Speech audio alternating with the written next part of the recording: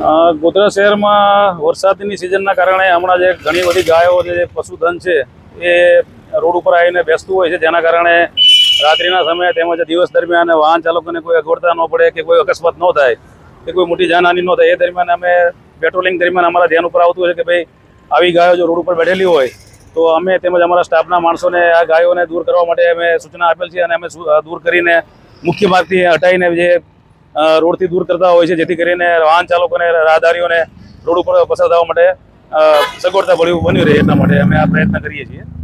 અને આ સંબંધે અમે નગરપાલિકા સાથે પણ અમે ભવિષ્યમાં અમે આનું ટીમ વર્ક કરીને પ્લાનિંગ કરી રહ્યા છે કે ભાઈ નગરપાલિકાને સાથે રાખીને અમે ગાયોને દૂર કરવા માટે પ્રયત્ન કરવાનો પ્લાનિંગ કરેલો છે. અમે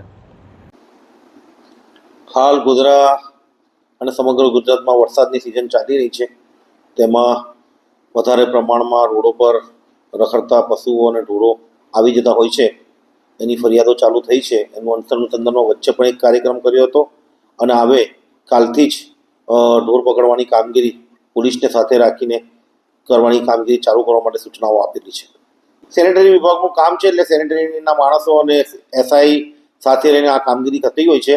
કાલ સાંજે ટેલિફોનિક એક મેસેજ મળતા તૈયારીમાં મામૂલી રોડથી એસઆઈને સૂચના આપીને તૈયારીમાં ઢોરો ખસેડવાની કામગીરી કરાવી હતી.